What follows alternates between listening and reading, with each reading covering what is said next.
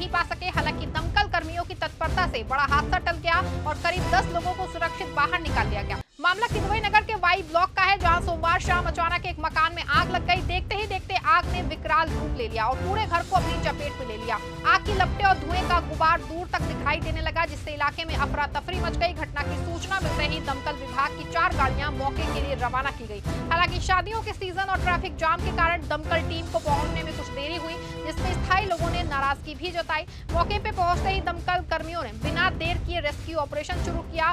घने धुएं और तेज लपटों के टीम बीच ने साहस दिखाते हुए मकान के अंदर फंसे करीब 8 से 10 लोगों को सुरक्षित बाहर निकाला। इसके बाद दमकल की टीम ने चारों तरफ से घेराबंदी करके आग बुझाने का काम शुरू किया।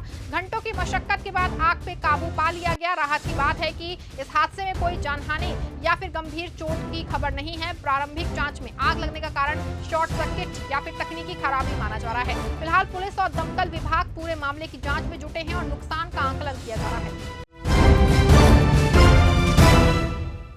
उन्नाव में लखनऊ कानपुर नेशनल हाईवे पे एक भीषण सड़क हादसा हो गया, जहां तेज रफ्तार डंपर और पिकअप की जोरदार टक्कर में चालक गंभीर रूप से घायल हो गया। हादसे के बाद मौके पे अफरा तफरी मच गई और हाईवे पे लंबा जाम लग गया। मामला अजगैन थाना क्षेत्र के नवाबगंज पक्षी विहार गेट के बाहर का है, जहां तेज रफ्तार डंपर ने पिकअप वाहन को टक्कर मार दी। टक्कर इतनी जबरदस्त थी कि पिकअप का केबिन पूरी तरह चकनाचूर हो गया और चालक उसमें फंस गया। हादसे के बाद मौके पे लोगों की भारी भीड़ जुट गई और अफरा तफरी का माहौल बन गया। सूचना मिलते ही पुलिस टीम मौके पे पहुंची और रेस्क्यू ऑपरेशन शुरू किया गया। चालक को बाहर निकालने के लिए हाइड्रो और जेसीबी मशीनों की मदद ली गई। काफी मशक्कत के बाद चालक को केबिन से बाहर निकाला गया। घायल चालक को गंभीर हालत में अस्पताल भेजा गया है, जहां उसकी हालत नाजुक बनी हुई है। वहीं हादसे के चलते लखनऊ कानपुर नेशनल हाईवे पे कई किलोमीटर का लंबा जाम लग गया, जिससे राहगीरों को भारी परेशानियों का सामना करना पड़ा। पुलिस ने मौके पे पहुंच के यातायात बहाल कराया और पूरे मामले की जांच में जुट गई है। मिर्जापुर में तेज रफ्तार का कहर देखने को मिला, जहां वैवाहिक कार्यक्रम से लौट रहे बाइक सवारों को ट्रेलर ने जोरदार टक्कर मार दी। हादसे में 2 लोगों की मौके पे ही दर्दनाक मौत हो गई, जबकि एक युवक गंभीर रूप से घायल है। मामला डमरगंज थाना क्षेत्र के मिर्जापुर रीवा नेशनल हाईवे स्थित लहुरिया दह गांव का है। मंगलवार सुबह करीब 9 बजे वैवाहिक कार्यक्रम से लौट रहे 3 लोग एक ही बाइक पे सवार थे, तभी पीछे से तेज रफ्तार ट्रेलर ने उन्हें टक्कर मार दी। टक्कर इतनी भीषण थी कि 2 लोगों की मौके पे ही कुचल के मौत हो गई, जबकि बाइक चला रहा युवक गंभीर रूप से घायल हो गया है। हादसे के बाद मौके पे मंजर देख लोगों के रोंगटे खड़े हो गए और हाईवे पे अफरा तफरी मच गई। सूचना मिलते ही पुलिस मौके पे पहुंची और घायल युवक को तुरंत अस्पताल भेजा गया है, जहां उसकी हालत नाजुक बनी है। हादसे के बाद जो है ट्रेलर चालक मौके से फरार हो गया, जिसे पकड़ने के लिए पुलिस प्रयास कर रही है। जानकारी के मुताबिक मृतक मध्य प्रदेश के रीवा जिले के रहने वाले थे, जो प्रयागराज से वैवाहिक कार्यक्रम में शामिल होकर वापस लौट रहे थे। पुलिस ने दोनों शवों को कब्जे में लेकर पोस्टमार्टम के लिए भेज दिया है और ट्रेलर को कब्जे में लेके मामले की जांच शुरू कर दी है। स्थानीय लोगों का कहना है कि डमरगंज घाटी और आसपास का इलाका लगातार हादसों का केंद्र बना हुआ है, जहां तेज रफ्तार और खतरनाक मोड़ों की वजह से आए दिन दुर्घटनाएं होती रहती हैं। उन्नाव से बीजेपी सांसद साक्षी महाराज ने पश्चिम बंगाल की राजनीति को लेकर बड़ा बयान दिया है। उन्होंने बंगाल में हिंदू संस्कृति, चुनाव व्यवस्था और कानून व्यवस्था पे सवाल उठाते हुए टीएमसी सरकार पर निशाना साधा। उन्नाव स्थित अपने आवास पे मीडिया से बातचीत करते हुए सांसद साक्षी महाराज ने कहा कि पश्चिम बंगाल में हिंदू संस्कृति और सनातन परंपरा पे गंभीर प्रतिबंध देखने को मिल रहे हैं। उन्होंने कहा कि मुख्यमंत्री योगी आदित्यनाथ ने जितना बताया है, स्थिति उससे भी ज्यादा गंभीर है। साक्षी महाराज ने अपने पुराने अनुभव साझा करते हुए कहा कि जब वो पहले कथा करने बंगाल जाते थे तो वहां लाउड स्पीकर तक उतरवा लिए जाते थे। उन्होंने ये भी कहा कि ऐसी परिस्थितियों को देख के लगता नहीं कि बंगाल भारत का हिस्सा है। टीएमसी सरकार पे हमला बोलते हुए उन्होंने कहा कि बंगाल में दीदी का दिया बुझने वाला है और वर्तमान स्थिति उसी तरह की है, जैसे बुझने से पहले दीपक की लौ कभी तेज और कभी धीमी होती है। साक्षी महाराज ने आरोप लगाया है कि बंगाल में टीएमसी के गुंडों का आतंक है, जिसके चलते लोगों को स्वतंत्र रूप से मतदान करने नहीं दिया जाता। पश्चिम बंगाल से मेरा बहुत पुराना संबंध है। मेरे आधा दर्जन आश्रम पश्चिम बंगाल में हैं, तो साल में 1-2 बार मेरा बंगाल आना जाना बना ही रहता है। वहाँ हिंदू संस्कृति, सनातन परंपरा के मानने वाले लोगों पर कितना प्रतिबंध है, योगी आदित्यनाथ जी ने तो थोड़ा बताया है, उससे भी ज़्यादा है। पहले तो हम कथा करने के लिए जाते तो माइक उतरवा दिए जाते थे, लगता ही नहीं कि वो हिंदुस्तान का वो अंग है। परंतु अब चुनाव है तो इस समय भी मैं 7 दिवसीय दौरे पर अपने आश्रमों में भक्तों के बीच गया था। तो अब ममता दीदी जो बोल रही हैं,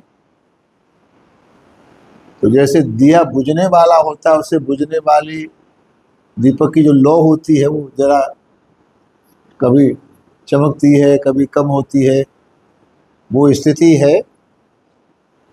जिस तरह से मैंने बंगाल में देखा है, तो निश्चित रूप से माननीय मोदी जी ने जितनी मेहनत की है, माननीय अमित शाह ने जितनी मेहनत की है, पूरा संगठन लगा हुआ है। और सबसे बड़ी बात कि टीएमसी के गुंडों का जो आतंक है, जिसके कारण लोगों को वोट नहीं डालने दिया जाता था, भारत सरकार उस पर अंकुश लगाएगी और हर मतदाता अपनी इच्छा से वोट डालेगा। तो निश्चित रूप से पश्चिम बंगाल में भारतीय जनता पार्टी की भारी बहुमत से सरकार बनेगी। बांदा में जलभराव और अतिक्रमण की समस्या को लेकर ग्रामीणों का गुस्सा फूटा। अड़तुरा तहसील के कई गांव के लोग जिलाधिकारी कार्यालय पहुंचे और समस्याओं के समाधान की मांग को लेकर ज्ञापन सौंपा। मामला अड़तुरा तहसील अंतर्गत ग्राम पंचायत 64 का है, जहां ग्रामीणों ने आरोप लगाया है कि गांव से निकलने वाले नाले पे अतिक्रमण कर दिया गया है। इसके चलते बरसात का पानी निकल नहीं पा रहा है और आसपास के 3 गाँव में जलभराव की गंभीर समस्या बनी है। ग्रामीणों का कहना है कि नाले का प्राकृतिक रास्ता बंद होने से खेतों और रिहायशी इलाकों में पानी भर जाता है, जिससे लोगों को भारी दिक्कतों का सामना करना पड़ता है।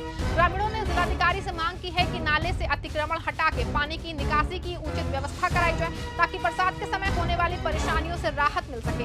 इसके अलावा ग्रामीणों ने सरकारी गल्ले की दुकान को अनुसूचित जाति वर्ग के लिए आरक्षित किए जाने की मांग भी उठाई है। साथ ही अड़तरा ओरन मार्ग पुल निर्माण की मांग करते हुए कहा कि पुल न होने से आवागमन में काफी दिक्कत होती है। ग्रामीणों ने चेतावनी दी है कि यदि जल्द उनकी समस्याओं का समाधान नहीं होता है तो वो आंदोलन करने पे मजबूर होंगे। मिर्जापुर में भीषण गर्मी के बीच पानी संकट से हालात और भी गंभीर हो गए हैं। लालगंज विकासखंड के गंगहरा कला गांव में पिछले 3 दिनों से पानी की सप्लाई ठप है, जिससे ग्रामीणों का जनजीवन पूरी तरह से प्रभावित हो गया है। मामला गंगहरा कला गांव का है, जहां जल जीवन मिशन के तहत होने वाली पानी की आपूर्ति बीते दिनों से पूरी तरह बंद पड़ी है। टोटियों से एक बूंद पानी तक नहीं निकल रहा है, जिससे गाँव में हाहाकार मचा है। ग्रामीणों का कहना है कि मोटर न चलने के कारण पानी की टंकी खाली पड़ी है, जिसकी वजह से सप्लाई बाधित है। भीषण गर्मी में पानी न मिलने से लोगों को पुराने जल स्रोतों और बाजार से पानी खरीद के काम चलाना पड़ रहा है। इस समस्या को लेकर जब संबंधित अधिकारियों से शिकायत की गई तो बिजली न होने और ऑपरेटर के पारिवारिक कारणों का हवाला दिया गया। हालांकि ग्रामीणों का कहना है कि इतने बड़े प्रोजेक्ट में इस तरह की लापरवाही समझ से परे है। ग्रामीणों ने यह भी आरोप लगाया है कि हर घर नल जल योजना के तहत कई घरों में नल तो लगाए गए हैं, लेकिन टोटी ही नहीं लगी है, जिससे पानी बेकार बह जाता है। पानी की किल्लत के कारण घर के कामकाज से लेकर मवेशियों तक भी असर पड़ रहा है। ग्रामीणों ने प्रशासन से जल्द समस्या का समाधान करने की मांग की है, ताकि इस भीषण गर्मी से राहत मिल सके। बुंदेलखंड के बांदा जिले में हर घर नल हर घर जल योजना के सकारात्मक परिणाम सामने आए हैं। आईआईटी मद्रास की टीम द्वारा किए गए सर्वे में पाया गया है कि इस योजना ने ग्रामीण जीवन, खास के महिलाओं और बच्चों के जीवन स्तर में बड़ा बदलाव लाया है। आईआईटी मद्रास के समाज कार्य विभाग की टीम ने बांदा जिले के 15 गाँव में जल जीवन मिशन के तहत चल रही योजना का स्थायी सर्वेक्षण किया है। डॉक्टर गजल श्रीवास्तव और डॉक्टर त्रिलोक बलोदी के नेतृत्व में किए गए इस अध्ययन में सामने आया है कि घर घर नल पहुंचने से महिलाओं को पानी लाने की कठिनाइयों से राहत मिली है। जब महिलाएं अपने समय का उपयोग बच्चों की पढ़ाई और घरेलू कामों में अब वो कर पा रही हैं। वहीं स्कूलों में स्वच्छ पेयजल मिलने से बच्चों को स्वास्थ्य और स्वच्छता में भी सुधार देखा जा सकता है। सर्वे में अदरी, लसड़ा, डाजामाऊ, दोहतरा, सहूरपुर, माचा, जसईपुर समेत कई गांव में जल टंकियों का संचालन नियमित पाया गया है। महिला एफटीके टीम द्वारा पानी की गुणवत्ता की जांच और क्लोरिनेशन की व्यवस्था भी सक्रिय होगी। ग्राम पेयजल एवं स्वच्छता समितियों की सक्रियता के चलते ग्रामीण योजना के संचालन में भागीदारी निभा रहे हैं। गांव में शिकायत निवारण के लिए रजिस्टर और संबंधित अधिकारियों के संपर्क विवरण भी उपलब्ध कराए गए हैं। कार्यदायी संस्था द्वारा बताया गया है कि योजना के संचालन और रख रखाव की जिम्मेदारी अगले 10 वर्षों तक निभाई जाएगी और समस्याओं का समाधान तत्काल किया जाएगा। बांदा के रानी दुर्गावली मेडिकल कॉलेज पे इलाज में लापरवाही का गंभीर आरोप लगा है। जहां पे समय पे उपचार और रेफर ना किए जाने के चलते एक युवक की मौत हो गई। घटना के बाद परिजनों में भारी आक्रोश है और उन्होंने डीएम से कार्रवाई की मांग की है। मामला ग्राम फुजुई का है, जहां के निवासी बहादुर के बेटे रामजी साहू ने 15 अप्रैल को जहरीला पदार्थ खा लिया था। हालत बिगड़ने पे परिजन उसे तत्काल मेडिकल कॉलेज लेके पहुंचे, लेकिन आरोप है कि भर्ती होने के बावजूद घंटों तक कोई डॉक्टर मरीज को देखने नहीं आया। परिजनों का कहना है कि देर रात तक केवल नर्स और वार्ड बॉय ही इलाज करते रहे, जबकि मरीज की हालत लगातार बिगड़ती रही। परिवार ने कई बार बड़े अस्पताल के लिए रेफर करने की मांग की, लेकिन उनकी बात को नजरअंदाज किया गया। 16 अप्रैल को जब परिजन आईसीयू पहुंचे तो राम जी की मौत हो चुकी थी। युवक की हाल ही में शादी हुई थी और उसकी मौत के बाद परिवार में कोहराम मचा है। मृतक के परिजनों ने यह भी आरोप लगाया है जांच के नाम पे करीब 8,000 रुपए लिए गए, लेकिन किन जांचों के लिए रकम ली गई है इसकी कोई स्पष्ट जानकारी नहीं दी गई। घटना से नाराज परिजन जिलाधिकारी कार्यालय पहुंचे और मेडिकल कॉलेज प्रशासन के खिलाफ निष्पक्ष जांच व दोषियों पर सख्त कार्रवाई की मांग की है। फिलहाल प्रशासन ने इस पूरे मामले की जांच की मांग उठा रहे हैं ताकि सच्चाई सामने आ सके और जिम्मेदारों पर कार्रवाई हो सके। फिलहाल खबरें बस इतनी ही। प्रदेश की हर छोटी बड़ी खबर के लिए देखते रहें 4 PM न्यूज नेटवर्क।